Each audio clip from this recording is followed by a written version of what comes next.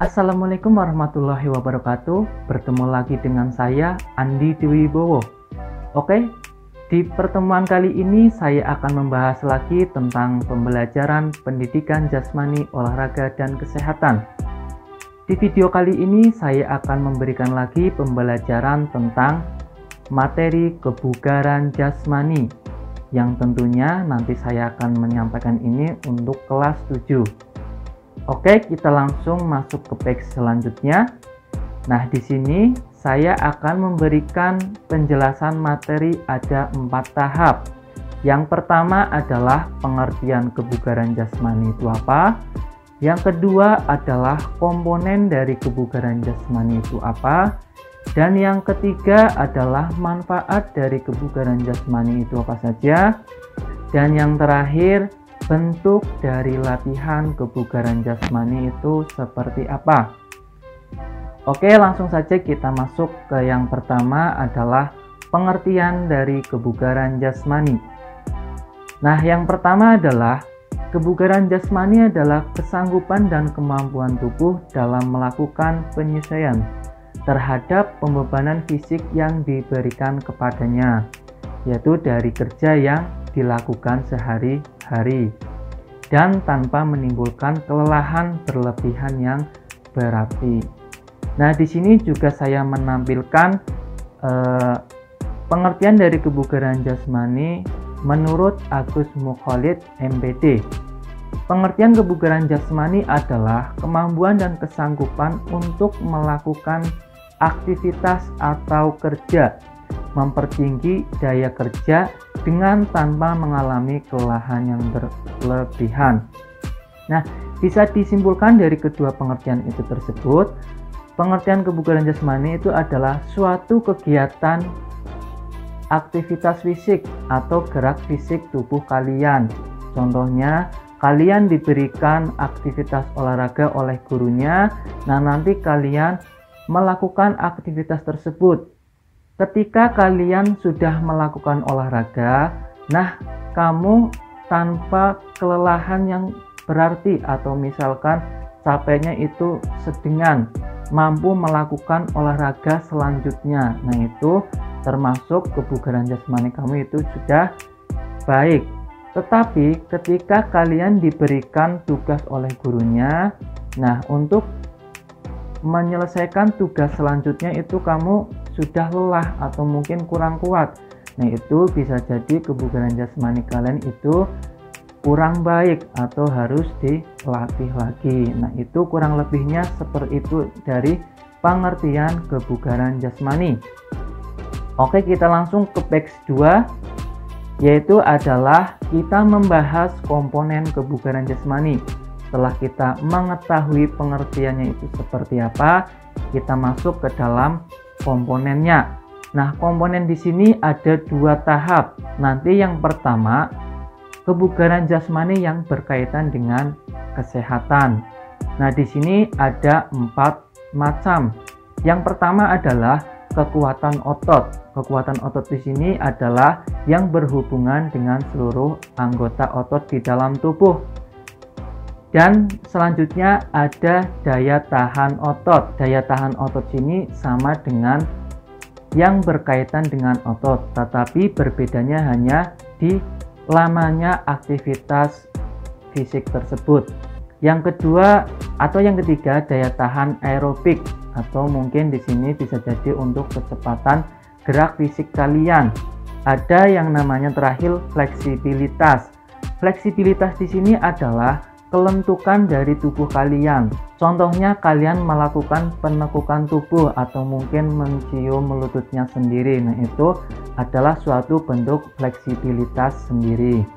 Nah, selanjutnya ada yang kebugaran jasmani yang berkaitan dengan keterampilan. Nah, di sini yang pertama ada koordinasi. Koordinasi di sini adalah suatu gerakan yang gerakan satu dengan gerakan dua itu saling koordinasi. Contohnya adalah ketika gerak jalan. Gerak jalan pastinya melakukan gerakan dengan kaki dan tangan. Nah, contoh di sini ketika bagian kaki kanan ke depan, haruslah yang bagian tangan itu yang ke depan adalah bagian tangan kiri. Nah, itu adalah bentuk koordinasi yang baik. Contohnya kalau misalkan kalian koordinasinya kurang baik, ketika kaki kanan kalian ke depan, tapi tangan kalian ikut ke depan. Nah, itu koordinasi kalian kurang baik atau belum normal ya, koordinasinya kurang baik. Selanjutnya ada agilitas. Yang ketiga ada kecepatan gerak. Kecepatan gerak di sini yaitu mirip dengan kelincahan atau gerak cepat dalam tubuhnya. Dan yang terakhir ada power dan keseimbangan. Power di sini contohnya kalian melakukan lompatan, itu juga ada powernya. Dan keseimbangan contohnya kalian melakukan gerakan bentuk pesawat, itu juga termasuk contoh keseimbangan. Nah, itu adalah komponen-komponen yang ada di kebugaran jasmani. Ada yang bentuk kesehatan dan bentuk yang keterampilannya sendiri. Oke, next kita langsung ke page selanjutnya, yaitu dari manfaat kebugaran jasmani. Ketika kita sudah mengetahui komponennya, kita masuk ke dalam manfaat kebugaran jasmani. Ketika suatu kegiatan olahraga, pastinya kita mengambil manfaatnya, mengambil keuntungan dari kegiatan tersebut. Nah, apa sih keuntungan dari kita melakukan aktivitas kebugaran jasmani? Nah, di sini saya sudah mengambil beberapa manfaatnya. Nah, yang pertama adalah menurunkan berat badan dan mencegah obesitas. Nah, ini ya untuk kalian yang mungkin pengen turun berat badannya atau mungkin dietnya gagal, bisa jadi kalian berolahraga dengan teratur, berolahraga dengan baik atau dengan tes kebugaran jasmani. Dan yang kalian sudah badannya kecil, takut gemuk, nah mencegah obesitas dengan cara berolahraga terus. Yang kedua ada mencegah dan mengatur penyakit diabetes. Kalian tahu ya, penyakit diabetes adalah penyakit yang timbul dari kalian mungkin sering makan atau minum dengan yang manis-manis. Nah, itu ya, itu juga termasuk mengurangi terjadinya diabetes dengan cara melakukan aktivitas olahraga yang teratur atau tes kebugaran jasmani yang baik. Selanjutnya juga menambah kepintaran dalam kita berolahraga, meningkatkan kualitas hormon, yang selanjutnya menurunkan tekanan darah tinggi. Yang mungkin kalau yang sering terkena tekanan darah tinggi, itu bisa jadi lakukanlah kegiatan olahraga dengan teratur. Yang terakhir ada menurunkan gejala depresi dan kegelisahan. Nah, di sini ya, melakukan olahraga fisik pastinya kita kalau dengan niat, dengan tulus, pasti pikiran kita menjadi fresh. Orang depresi dan gelisah itu adalah mempunyai pikiran yang tidak baik atau mungkin kurang tenang atau berpikir kurang baik. Itu bisa jadi diaplikasikan dengan kita berolahraga untuk mengefreshkan kegiatan kita dan otak kita yang mungkin kurang istirahat. Itu bisa jadi kita menerapkan olahraga yang baik. Nah, itu ada 6 manfaat dari kebugaran jasmani yang saya ambil. Pastinya ada banyak manfaat-manfaat yang lebih baik pula ketika melakukan kebugaran jasmani, tetapi di sini saya hanya mengambil sebagian biar nanti contoh sebagian besar kegiatan olahraga pastinya positifnya sangat besar. Nah, itu ada manfaatnya. Oke, ketika kita sudah mengetahui manfaatnya, kita harus memasuki bentuk latihannya. Ketika kita sudah manfaatnya seperti itu, nah sekarang kita harus mengetahui bentuk latihannya itu seperti apa. Nah, pada pertemuan ini kita membahas materi yang berkaitan dengan kesehatan tadi, yaitu yang ada 4, ada kekuatan otot, daya tahan otot, daya tahan aerobik, dan fleksibilitas. Oke, yang pertama kita akan menjelaskan tentang yang kekuatan otot dulu. Apa saja sih bentuk kekuatan otot di latihan kebugaran jasmani itu? Oke, yang pertama adalah gerakan sit up. Kalian pasti tahu gerakan sit up adalah gerakan pada kekuatan otot bagian perut. Terus yang kedua ada gerakan push up. Yang ketiga ada gerakan back up, dan yang terakhir gerakan naik turun tangga. Itu adalah kategori dari kekuatan otot. Nah, kenapa saya memberikan hanya tulisan saja?